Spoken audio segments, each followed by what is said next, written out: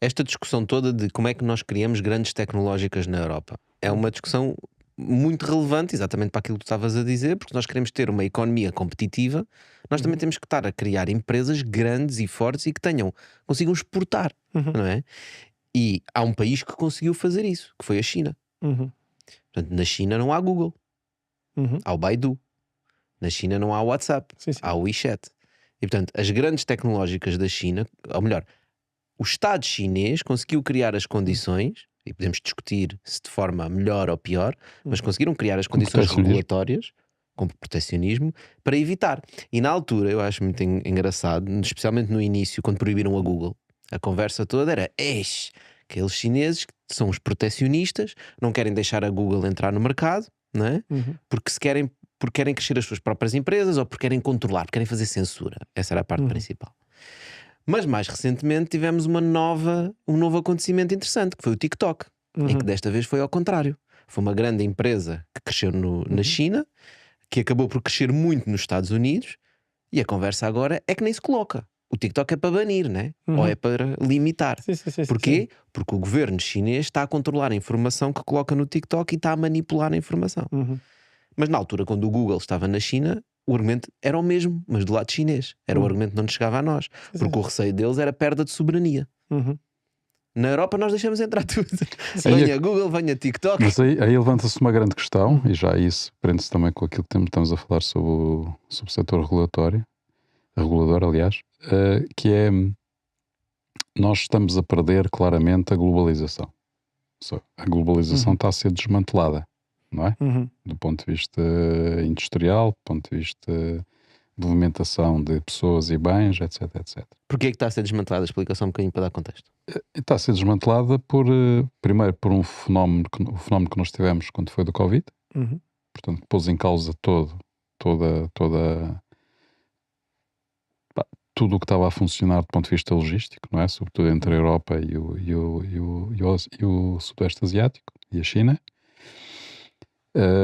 Foi posto em causa com o conflito no Mar Vermelho, não é? Portanto, quando houve agora com a guerra do Israel-Palestiniana, em que os barcos passaram a contornar o Cabo da Boa Esperança novamente, não é? Como faziam no tempo de Vasco da Gama. Portanto, vamos começar Tiveste a guerra na Ucrânia com as sanções à Rússia e o isolamento da Rússia, não é? Exatamente. Mas lá está, e isso introduziu novos fatores de afastamento de um conjunto de países que se chama os países do Sul, que procuram ter autonomia de soberania económica face aos países do Norte, não é? Leia-se a Europa e aos Estados Unidos. Portanto, ou seja, nós estamos claramente a caminhar... Desculpem, mas agora recentemente o Trump, não é? Sim, com o Trump, obviamente, aliás, o Trump vem dentro desta linha, que é um caminho para o isolacionismo, ou seja, nós temos duas forças no mundo, independentemente dos países em questão, umas que puxam para o isolacionismo, não é? Ou se quisermos para nacionalismo, e outras puxam para a globalização. E o confronto entre as duas forças tem sido no sentido, está a ir no sentido do nacionalismo, não da globalização. Aliás, a vitória do Trump é uma vitória do nacionalismo contra a globalização. Sim, que era proteger os Estados Unidos, make America great again, não é make the world great. Sim. Colocar mais impostos para a entrada de produtos nos Estados Unidos, não é? Provenientes do estrangeiro, etc, etc, etc. Portanto, se nós estamos a caminhar nesse sentido, quais vão ser as consequências ao nível digital? Sim. Ou seja, será que vai ser possível desmantelar a globalização digital? Já tens quase uma internet local ou por exemplo, formas de internet com a locais. Rússia isso aconteceu, não é? Sim. Ou seja, nós desligamos a Rússia do SWIFT, que é certo? as transferências São as internacionais. transferências internacionais em termos de cartões de crédito, etc. Capital, sim. E eles criaram o SWIFT deles com outros países e está a funcionar. Não é? Nós abolimos o booking para a Rússia, eles têm lá 10 bookings a funcionar. E agora está a ver qual deles é que vai ser dominante ou não. A China foi o que o Tocha teve a dizer, portanto já está completamente fora. Há muito tempo, não é? A Índia tem os seus próprios. Agora olhas para trás e dizes: a China foram visionários. Pois, pelos vistos, foram visionários porque conseguiram ter soberania tecnológica. Ou seja, o que se começa a colocar para os Estados ou para os grandes blocos é se conseguem ter soberania tecnológica. A Europa não tem, claramente, soberania tecnológica. Sim, não tem, claramente. Portanto, nós, ao isolarmos a Rússia, conseguimos que eles caminhassem para a soberania tecnológica. Portanto, ou seja, que eles não queriam, mas acabaram por cair nisso. Tu tens uma data de aplicações lá e toda em termos digitais que funciona completamente à parte do que se passa por cá. A China já tinha feito isso por opção própria, não é? E para nós que estamos a dizer que a Europa agora tem que se afirmar... Os Estados Unidos sempre tiveram, não é? Os Estados Unidos tiveram uma posição dominante. Exato. Não é? E nós estamos aqui no meio. Ou seja, sempre expansionista, dominam-nos completamente desse ponto de vista. E nós o que temos a fazer é mandar uns petardos regulamentares, não é? Ou seja, dizer, olha, tem que cumprir esta lei, tem que cumprir aquela lei. Se eles não quiserem cumprir, não cumprem.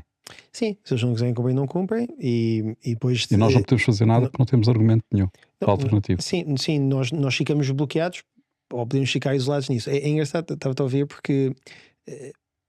aqui também para não também para parecer que a Europa não está assim completamente ausente desse debate, ou seja, o debate desde há 3, 4 anos, aliás, um bocado desde a pandemia, que a conversa, lá está, destes campeões europeus por exemplo, de mudar as regras da concorrência para evitar investimento estrangeiro em certas empresas específicas, por exemplo, havia o problema da China estar a investir muito. Mas isso é apontado contra a China apenas.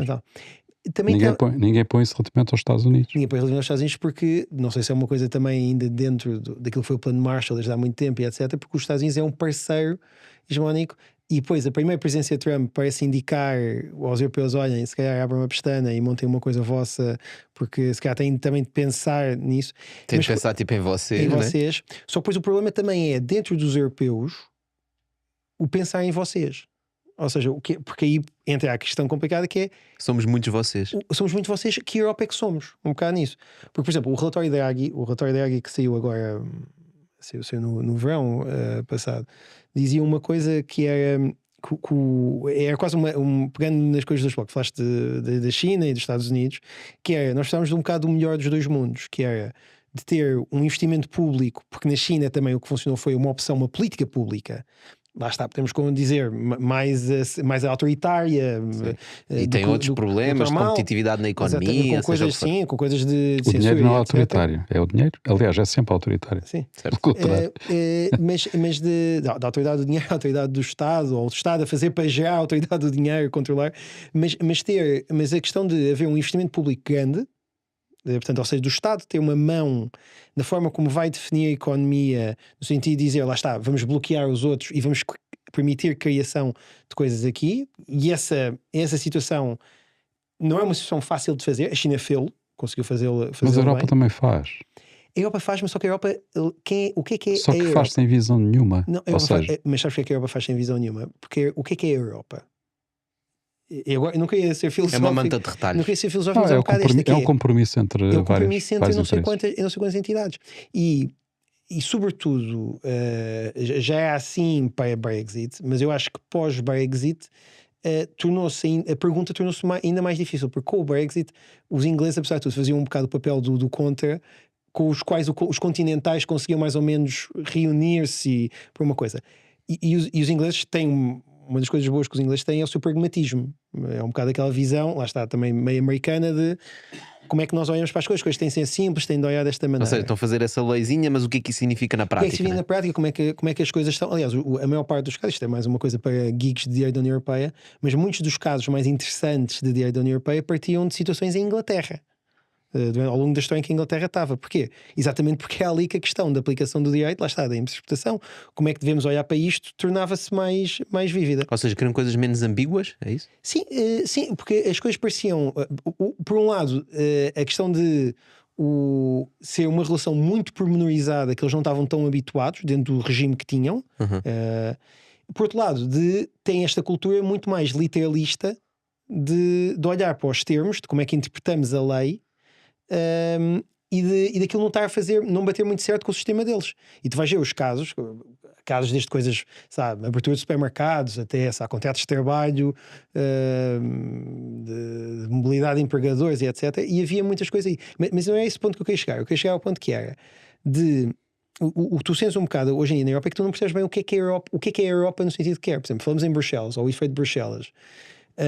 Mas eu não sei se as couves de Bruxelas são realmente as couves de Bruxelas, porque tens uma folha alemã, tens uma folha francesa, tens uma folha italiana, e tu mesmo dentro da Europa tu tens estados com interesses muito diferentes e com problemas muito diferentes.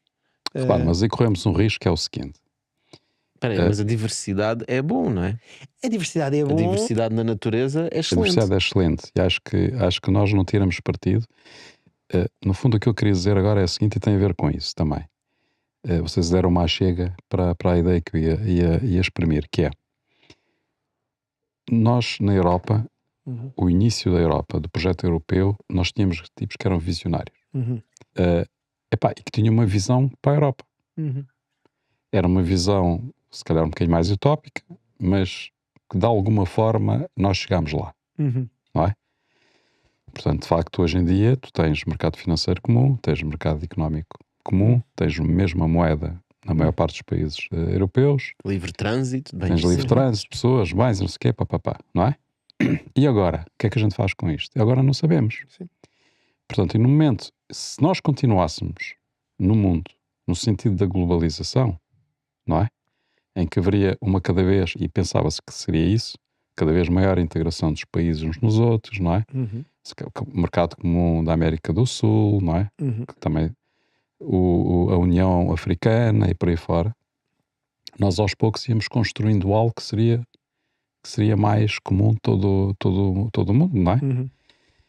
E se calhar um dia podemos até abolir as fronteiras do ponto de vista físico e ter uma união mundial. Ter uma união mundial. Esse é o sonho do Kant. Provavelmente o que nós estamos a assistir e vamos assistir no mundo vai ser um movimento de pêndulo.